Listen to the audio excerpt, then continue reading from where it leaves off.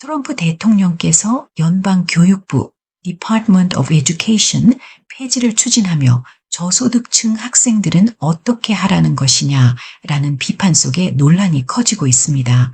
일론 머스크는 교육부는 더 이상 존재하지 않는다며 강력한 교육 시스템 개편을 지지하였죠.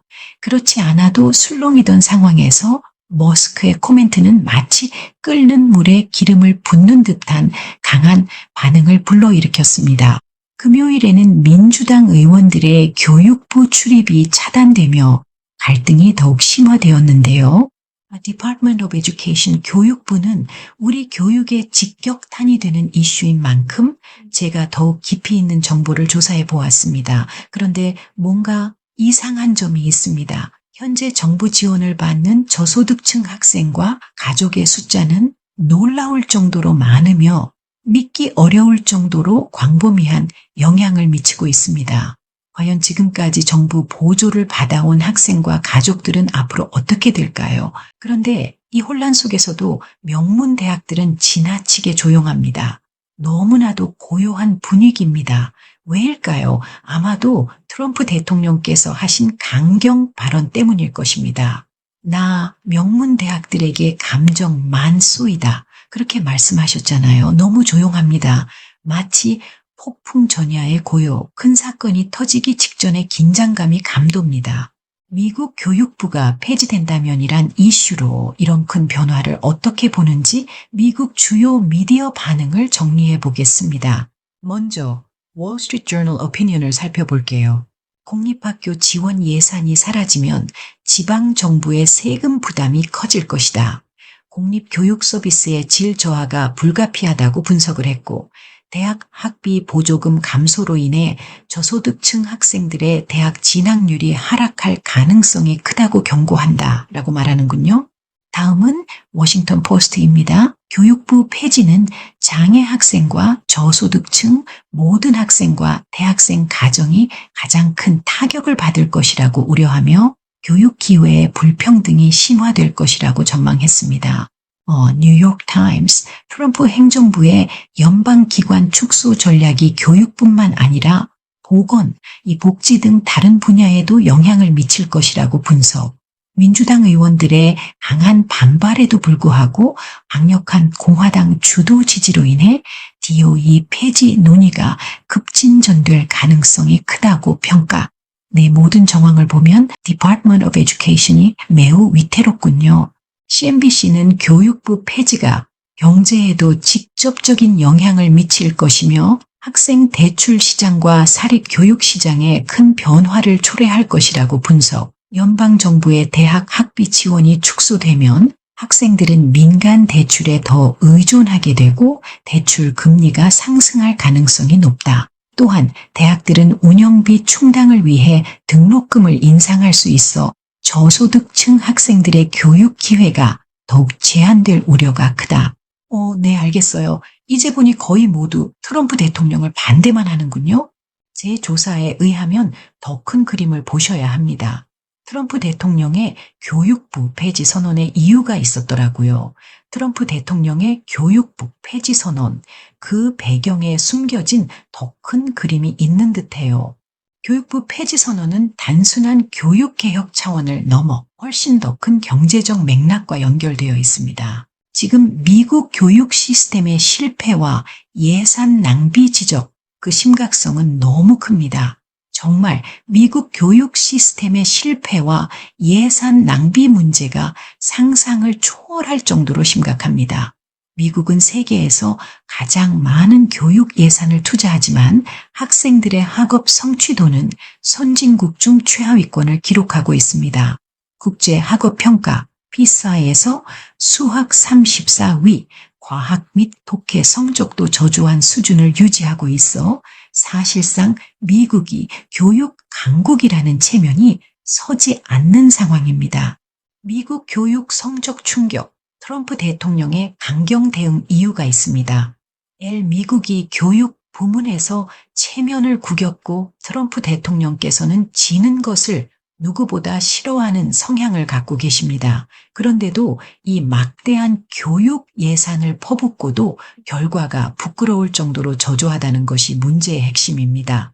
특히 미국의 수학 성적이 국제학업평가 피해사에서 34위인데 중국은 최상위권을 차지하며 압도적인 성과를 내고 있습니다. 중국이 교육에서 홈런을 치는 동안 미국은 기대 이하의 성적표를 받아든 것이 현실입니다. 거의 모두가 쉬쉬하며 인정하고 말합니다. 땅에 떨어진 체면, 미국 공립교육의 처절한 실패라고요. 특히 트럼프 대통령께서는 패배를 싫어하는 성향이 강한데 막대한 예산을 투입하고도 이런 부끄러운 결과를 얻고 있다는 점에 강한 불만을 표출했습니다.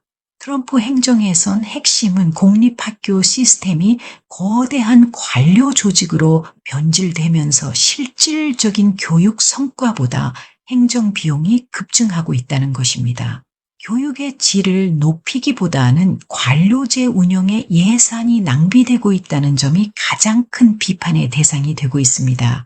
실제로 뉴욕 포스트는 교육부 폐지를 옹호하는 칼럼을 게재하였으며 폐지를 통해 절감된 예산을 즉시 집행해야 한다고 주장했습니다. 트럼프 대통령의 교육부 폐지 계획을 지지하는 인물과 미디어는 넘칩니다. 베시 디버스 전 교육부 장관, 교육부 폐지를 지지하며 바이런 도널즈 공화당 하원 의원, 교육 예산을 연방 정부가 관리하는 대신 학부모와 지역사회에 직접 지원해야 한다며 교육부 폐지를 지지.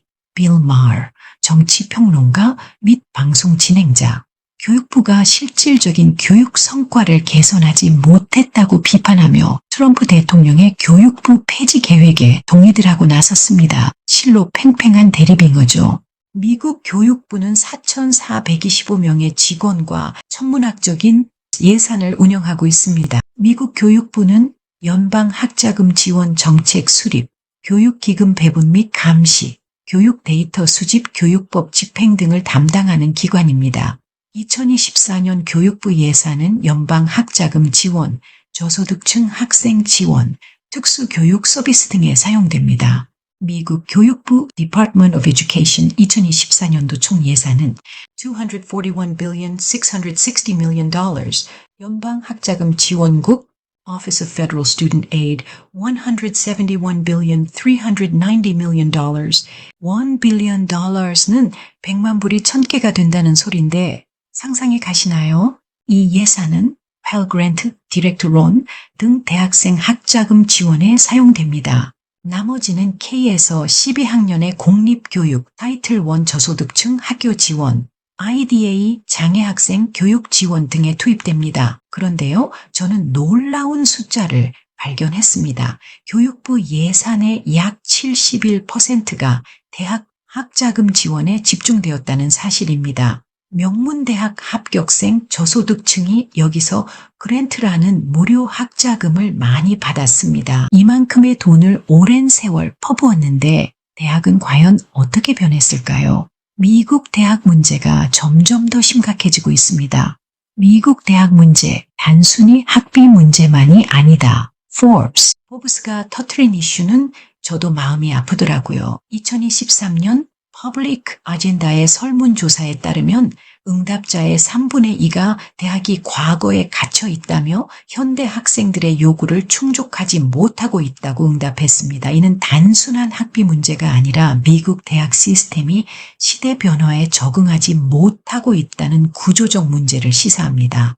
모두를 위한 대학, 이 College for All 정책, 미국 노동시장에 실패를 가져왔다. Fortune 2023년 12월 학사 학위 Bachelor's Degree 외에 제대로 된 직업 경로 Career Pathways가 부족한 상황에서 미국인들은 경제적 안정 확보에 계속해서 어려움을 겪을 것이라고 지적했습니다. 즉, 모든 사람이 대학에 가야 한다는 정책이 현실적인 직업교육 부족 문제를 야기하며 노동시장의 요구와 맞지 않는 결과를 초래했다는 분석입니다.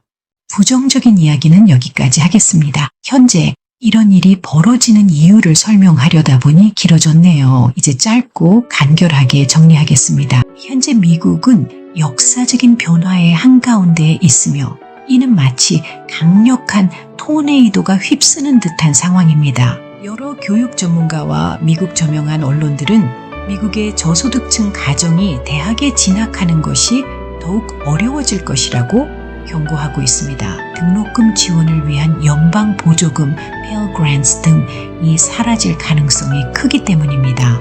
저소득층 학부모들은 오늘도 애가 탑니다. 여야 정치인들이 해결책을 논의하고 있기를 바라지만 이러한 지원금이 앞으로도 유지될 것이라는 보장은 없습니다. 결국 저소득층 가정의 학생들은 심각한 위기에 처할 가능성이 높습니다. 여러분의 생각은 어떠신가요? 가장 현실적인 해결책은 무엇일까요? 이 상황에서 최선의 결과는 어떤 모습이어야 할까요?